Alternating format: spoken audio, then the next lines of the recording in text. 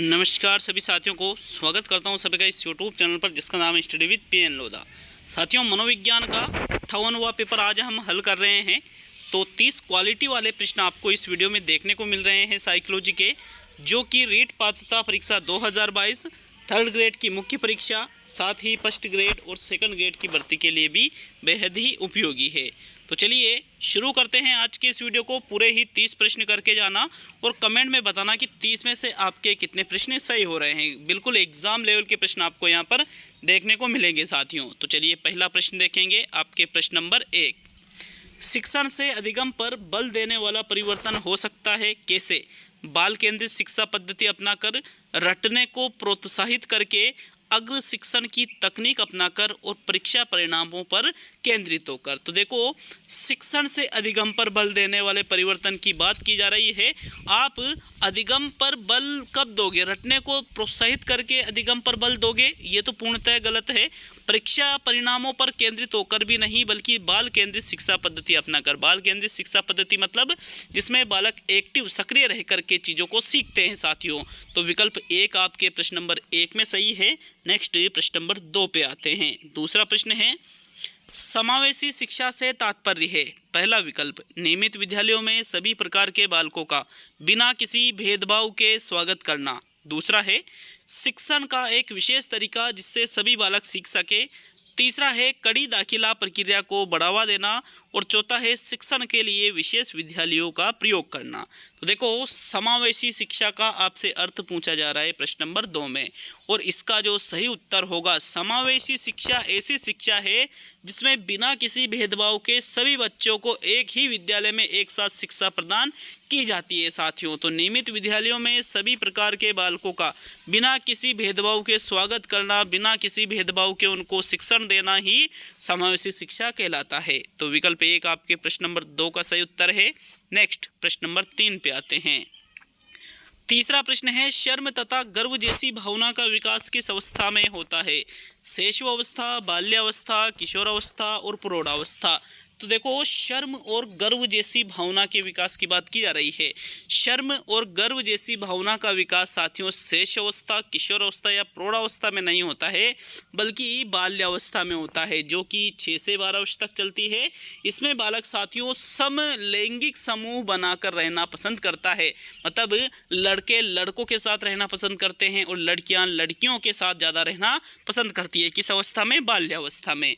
Next प्रश्न number 4 पे आते हैं। यहाँ आपका सेकंड विकल्प सही है तीसरे प्रश्न में। तो चलिए चौथा प्रश्न देखते हैं।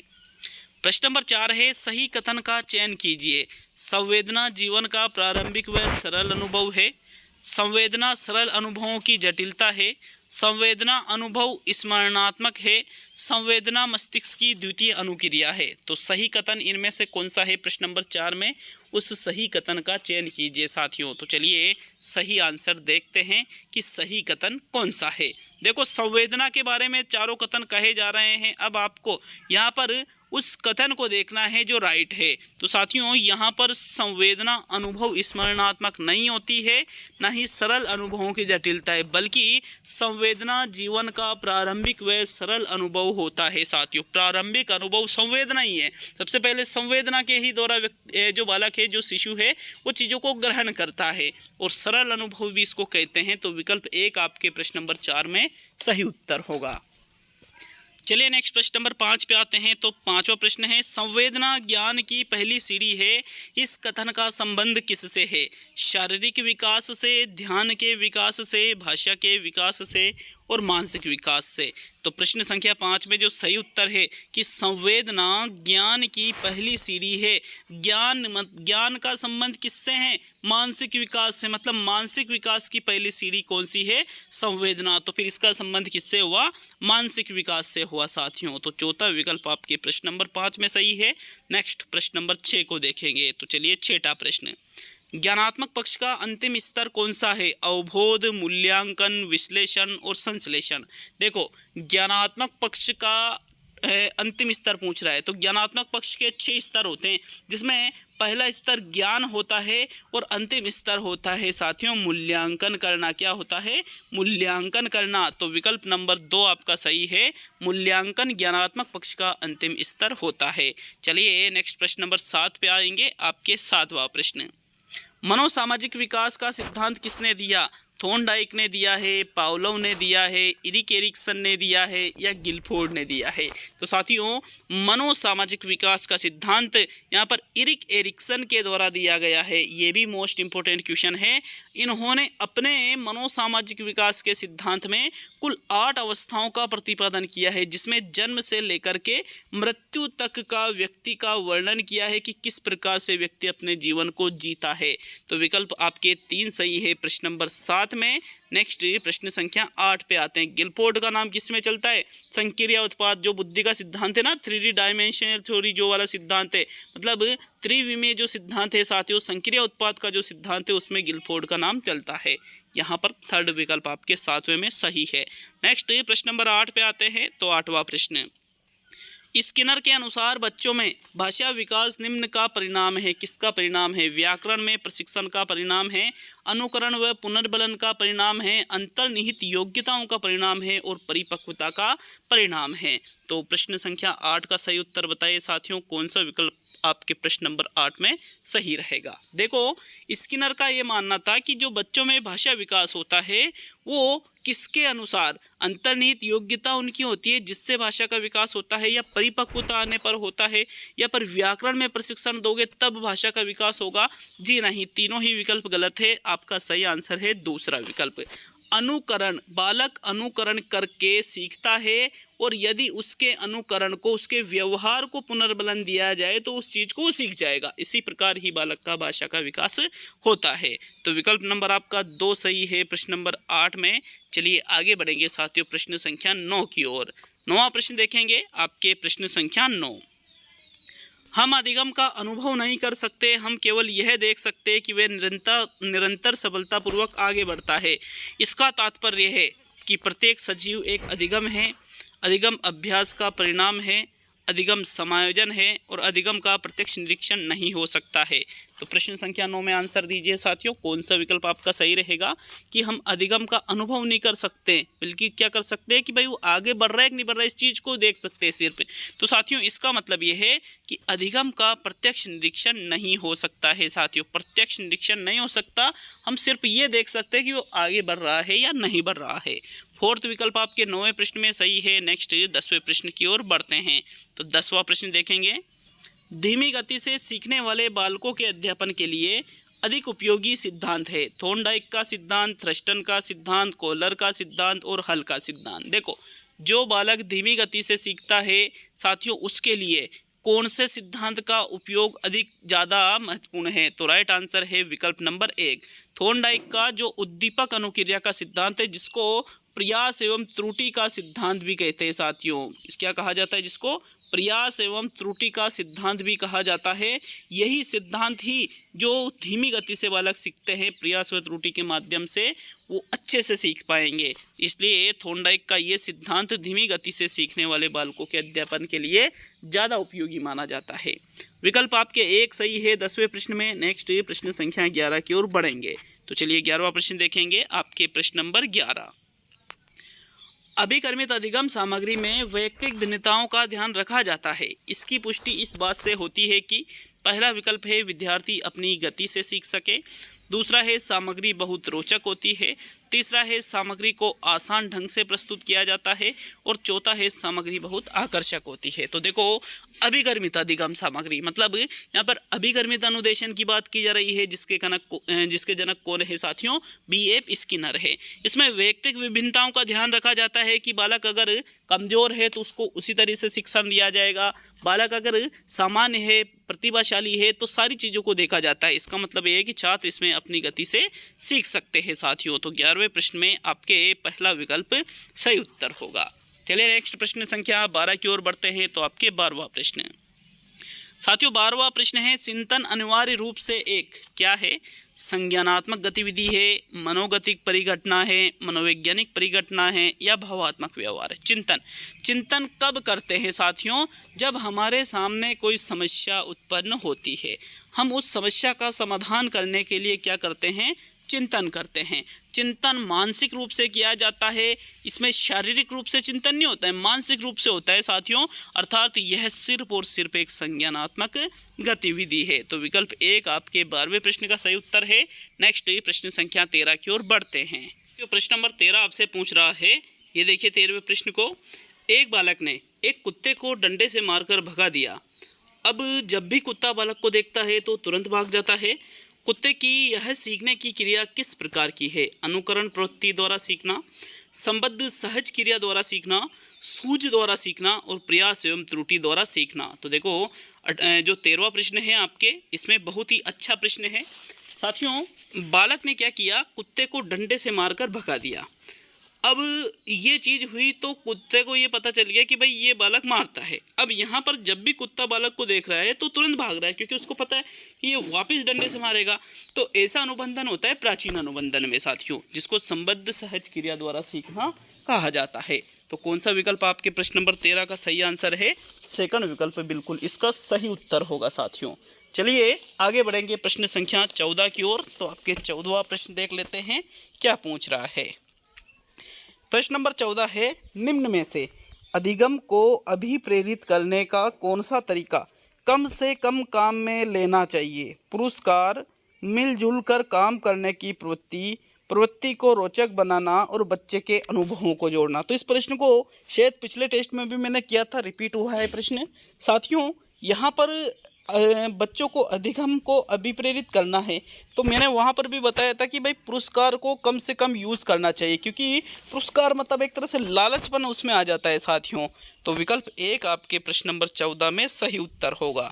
चलिए नेक्स्ट प्रश्न नंबर 15 की ओर बढ़ेंगे। तो आपके 15वां प्रश्न देखेंगे साथियों। प्रश्न नंबर 15 है, बालक प्रसंग बोध परीक्षण 3 वर्ष से 10 वर्ष की आयु के बालकों के लिए बनाया गया है। इस परीक्षण में कार्ड में प्रतिस्थापित किए गए हैं। तो क्या किए गए हैं प्रतिस्थापित? सजीव वस्तुओं के स्थान पर जानवरों के कार्ड लगाए गए हैं, लोगों के स्थान पर जानवरों के कार्ड लगाए गए हैं, पुरुषों के स्थान पर महिलाओं के कार्ड लगाए गए हैं और वयस्क के स्थान पर बालकों के कार्ड लगाए गए हैं। तो देखो एक तो है आपके TAT थीमेटिक एप्रिसिएशन टेस्ट, और एक है साथियों CAT। दोनों अलग अलग है, TAT अलग है और CAT अलग है। जो यहाँ पर TAT है और CAT है, दोनों को के बारे में आपको पता होना जरूरी है साथियों। जो 15वां प्रश्न है इसमें आपका सही उत्तर क्या रहेगा? जो ये परीक्षण है बालक अंतर्बोध परीक्षण, इसमें इस परीक्षण में लोगों के स्थान पर जानवरों के कार्डों का प्रयोग हुआ है। ठीक है, CAT में विकल्प आपके 2 सही है साथियों प्रश्न नंबर 15 में। नेक्स्ट प्रश्न संख्या 16 की ओर बढ़ेंगे। तो चलिए 16वां प्रश्न देख लेते हैं। व्यक्तित्व का प्रकार अ किसने प्रस्तुत किया? युंग ने, एडवर्ड ने, आरबी केटल ने और फ्रीडमैन व रोजनमैन ने। तो जो व्यक्तित्व का प्रकार अ, व्यक्तित्व का प्रकार बी, ये दोनों जो प्रकार बताए हैं अ प्रकार और बी प्रकार, ये किसके द्वारा बताए गए हैं साथियों? 16वें प्रश्न में राइट आंसर है फ्रीडमैन व रोजनमैन ने व्यक्तित्व के 2 प्रकार बताए हैं, प्रकार अ और प्रकार बी। तो इस प्रकार आपके विकल्प नंबर जो 4 है 16वें प्रश्न का बिल्कुल सही उत्तर होगा साथियों। नेक्स्ट प्रश्न संख्या 17 की ओर बढ़ते हैं। तो चलिए 17वां प्रश्न, केटल द्वारा विश्लेषित किए गए व्यक्तित्वशील गुणों की संख्या कितनी थी? 13, 14, 15 और 16। तो साथियों आरबी केटल ने जो कारक विश्लेषण के आधार पर शील गुणों का सिद्धांत दिया है, भाई एक तो आलपोर्ट का सिद्धांत है शील गुणों का और एक का यहाँ पर केटल का है, रेमंड केटल का। तो यहाँ जो आरबी केटल ने जो शील गुणों के व्यक्तित्वशील गुणों की संख्या बताई है, विश्लेषित शील गुणों की, उनकी संख्या है साथियों 16। कितनी संख्या है उनकी? 16 संख्या है। मुख्य रूप से 16 शील गुण इन्होंने बताए हैं। तो देखो इन 16 शील गुणों को इन्होंने 4 वर्गों में विभाजित किया है। कितने वर्गों में?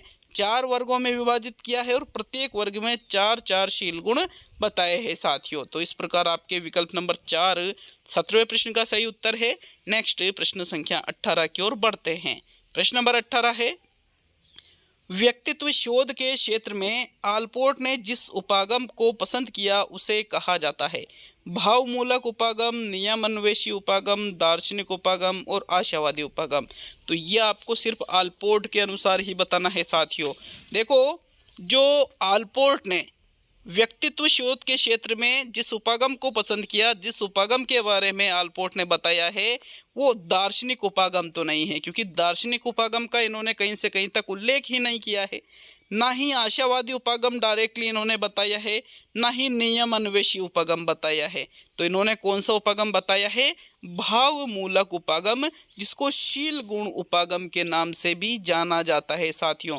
भाव मूलक उपागम को ही शील गुण उपागम कहते हैं। तो ऐसे शब्द चेंज होते ही हम क्या क्वेश्चन में घूम जाते हैं, बट शब्दों का पता होना चाहिए। अगर पता है तो बहुत सारे प्रश्न हम आसानी से हल कर सकते हैं। विकल्प 1 आपके 18वें प्रश्न का सही उत्तर होगा। नेक्स्ट प्रश्न संख्या 19 की ओर बढ़ेंगे। तो चलिए 19वां प्रश्न देखेंगे। प्रेरक के अंतर्गत सम्मिलित है प्रोत्साहन, आवश्यकताएं, प्रबल प्रेरणा और इनमें से सभी। तो साथियों 19वें प्रश्न में राइट आंसर बताओ, कौन सा विकल्प आपका प्रश्न संख्या 19 में सही उत्तर होगा? देखो, प्रेरक, सबसे पहले आवश्यकता उत्पन्न होती है, फिर यहाँ पर प्रबल प्रेरणा हमें मिलती है, फिर अंत में प्रोत्साहन आता है।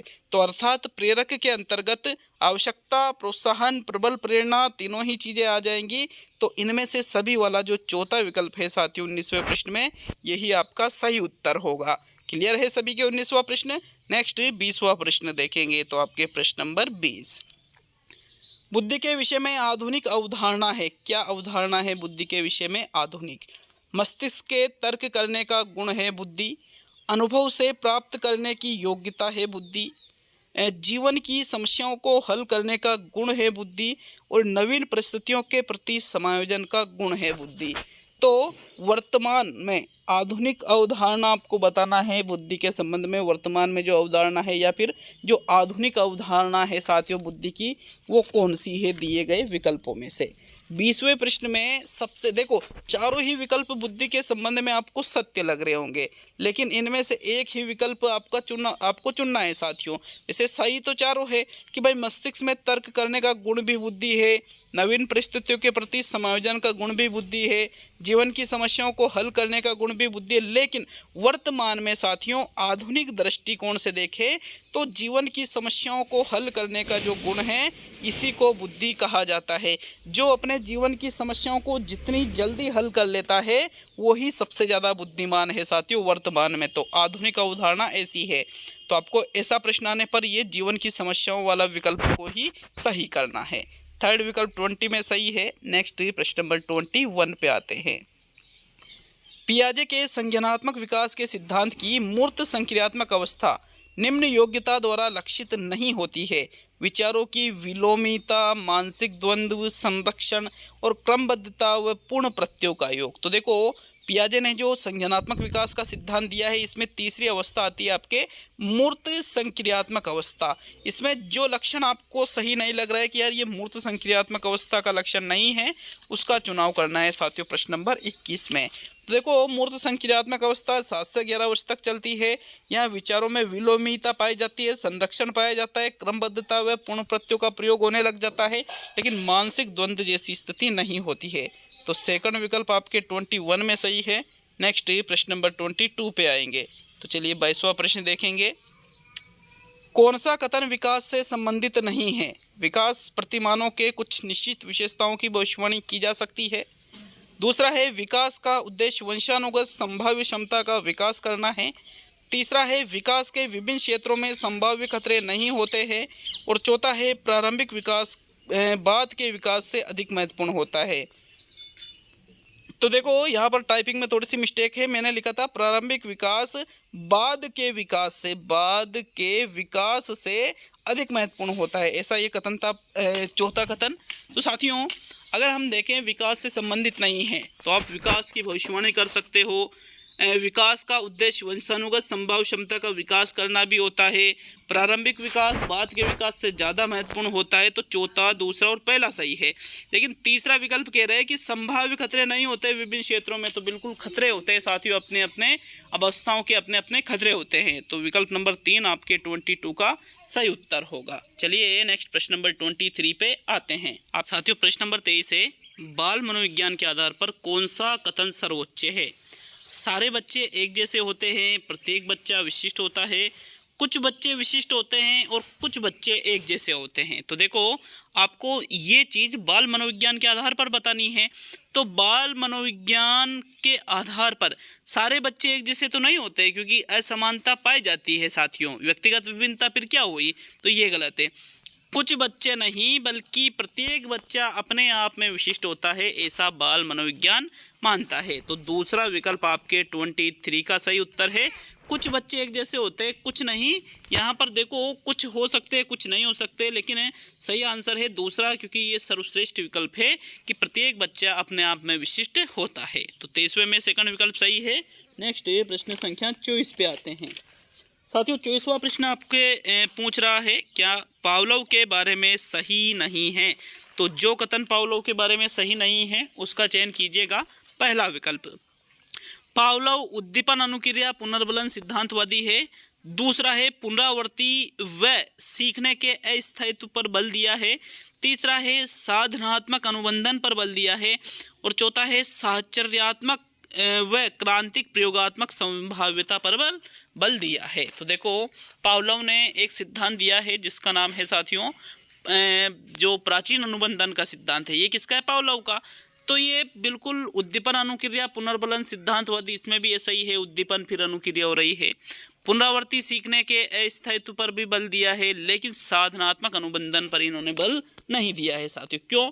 क्योंकि साधनात्मक अनुबंधन पर बल तो किसने दिया है? स्किनर ने दिया है। जो स्किनर का क्रिया प्रसूत अनुबंधन है उसी को साधनात्मक अनुबंधन कहा जाता है। तो विकल्प आपके 3 24वें प्रश्न का सही उत्तर है। नेक्स्ट प्रश्न संख्या 25 की ओर बढ़ते हैं साथियों। तो चलिए 25वां प्रश्न देखेंगे। आपके प्रश्न नंबर 25, मुंह में राम बगल में छुरी, प्रतिरक्षात्मक जो ये युक्ति का, व्यक्ति नहीं युक्ति लिखा था, प्रतिरक्षात्मक ये जो युक्ति है वो कौन सी है? प्रतिगमन, प्रतिक्रिया निर्माण, विस्थापन और नकारात्मक। तो नकारात्मक तो है नहीं। विस्थापन में क्या किया जाता है? दूसरों के ऊपर आरोप लगाया जाता है साथियों, मतलब जो कमजोर होता है उस पे आरोप नहीं लगाया जाता। सॉरी, आरोप तो प्रक्षेपण में लगाया जाता है। यहाँ पर विस्थापन में क्या किया जाता है? जो कमजोर है उन पर गुस्सा निकाला जाता है। प्रतिगमन में पूर्व की अवस्था में लौटा जाता है। और प्रतिक्रिया निर्माण में यहाँ पर एक तरह से मुंह में राम बगल में छुरी, मतलब बहाना बनाना हो जाएगा साथियों। तो विकल्प नंबर आपका 2 सही है प्रश्न नंबर 25 में। नेक्स्ट 26वें प्रश्न को देखते हैं। आपके 26वां प्रश्न पूछ रहे हैं, बहिर्मुखी व्यक्तित्व होता है केवल अपने में समाया रहने वाला क्रियाशील व्यक्तित्व, विनम्र स्वभाव वाला व्यक्ति जो शीघ्र ही परेशान होने लगता है, व्यक्ति जो अपने स्वयं के बारे में सोचने लगता है, और प्रबल व्यक्ति जो सरलता से परेशान हो जाने वाला नहीं है। तो इनमें से 4 विकल्प है, इनमें से बहिर्मुखी व्यक्तित्व की विशेषता कौन सी है? साथियों जो केवल अपने में समाया रहे उसको अंतर्मुखी कहेंगे। शीघ्र परेशान बहिर्मुखी नहीं होता है। जो स्वयं के बारे में सोचना है वो भी अंतर्मुखी रहता है। तो मतलब चौथा विकल्प सही है। प्रबल व्यक्ति जो सरलता से परेशान हो जाने वाला नहीं है उसको बहिर्मुखी आप कह सकते हो। तो मतलब दिए गए विकल्पों के अनुसार बहिर्मुखी वैसे तो सामाजिक होता है, मिलनसार होता है, दूसरे से घुल मिल जल्दी जाता है, श्रम नहीं करता है, बोलने में हिचकिचाहट नहीं होती है। तो ये सारी चीज़ें बहिर्मुखी व्यक्ति के अंतर्गत होती है। तो फोर्थ विकल्प 26 में सही है। नेक्स्ट प्रश्न नंबर 27 पे आते हैं साथियों।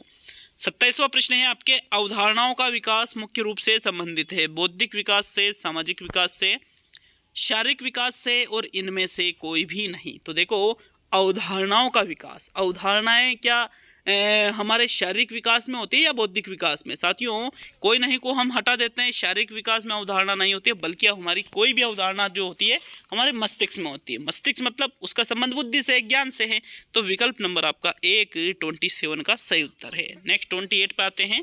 तो 28वां प्रश्न, हकलाने का मनोवैज्ञानिक कारण है घर तथा विद्यालय का तनावपूर्ण वातावरण, संवेगों का तीव्र प्रवाह, शब्द भंडार का अपर्याप्त होना और त्रुटिपूर्ण वाक्शैली। तो देखो कई सारे आपने बच्चे देखे होंगे कि जो बोलने में बहुत ज़्यादा दिक्कत होती है, हकलाते बहुत ज़्यादा। तो साथियों इसका जो प्रमुख कारण है, जो जो मनोवैज्ञानिक कारण है वो बताना है। साथियों मनोवैज्ञानिक कारण हकलाने का माना जाता है संवेगों का तीव्र प्रवाह हकलाने का मनोवैज्ञानिक कारण माना जाता है। तो सेकंड विकल्प आपके 28 का बिल्कुल सही आंसर है। नेक्स्ट सेकंड लास्ट मतलब 29वें प्रश्न की ओर बढ़ते हैं। तो चलिए 29वां प्रश्न देखेंगे जो कि सेकंड लास्ट क्वेश्चन है। साथियों 29वां प्रश्न है, प्रत्येक विद्यार्थी स्वयं में विशिष्ट है। इसका अर्थ है कि कोई भी दो विद्यार्थी अपनी योग्यताओं, रुचि और प्रतिभाओं में समान नहीं होते हैं। दूसरा है शिक्षार्थियों में तो समान विशेषता, शिक्षार्थियों में न तो समान विशेषता होती है, न तो लिखा था, शिक्षार्थियों में न तो समान विशेषता होती है और न ही उनके लक्ष्य समान होते हैं। तीसरा है सभी विद्यार्थियों के लिए एक समान पाठ्यचर्या संभव है। और चौथा है एक विषय रूपी कक्षा में विद्यार्थियों की क्षमताओं को विकसित करना असंभव है। तो बताओ प्रत्येक विद्यार्थी स्वयं में विशिष्ट होता है, आप इसका अर्थ क्या निकालोगे? साथियों दिए गए विकल्पों के अनुसार ये कह रहा है कि कोई भी दो विद्यार्थी अपनी योग्यताओं, अपनी रुचि और प्रतिभाओं में समान नहीं होते हैं, सभी में कुछ न कुछ अंतर जरूर होता है, इसीलिए तो अपने आप में विशिष्ट होते हैं।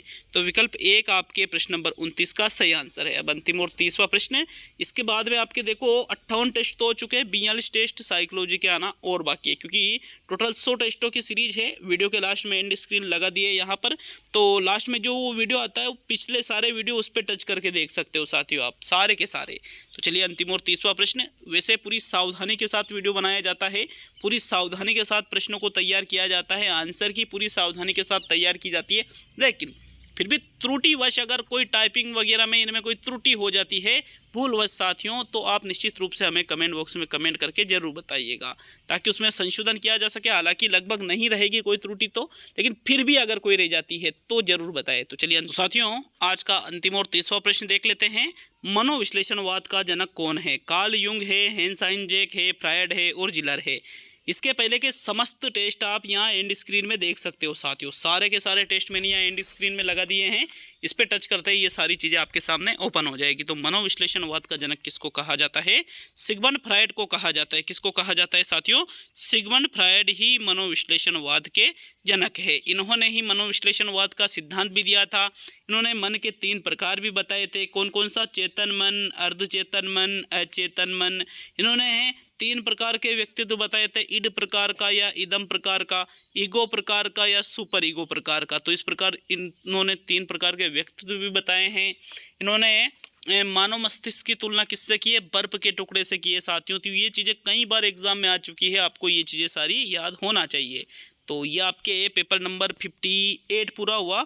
अभी आपके 42 टेस्ट आना और बाकी है साथियों, क्योंकि यहाँ पर मैं आपको टोटल 100 टेस्ट करवा रहा हूँ और पिछले सारे वीडियो ये एंड स्क्रीन में जो प्लेलिस्ट आपको दिखेगी इस पर टच करके देख सकते हो साथियों। तो निश्चित रूप से पिछले टेस्ट भी जरूर अटेंड करिएगा। अगर चैनल पर नए हो तो देख रखे हैं तो कोई दिक्कत नहीं है, आप आने वाले टेस्ट देखिए जो अभी चल रहे हैं। तो मिलते हैं अगले वीडियो में। बहुत बहुत धन्यवाद सभी का वीडियो को पूरा देखने के लिए।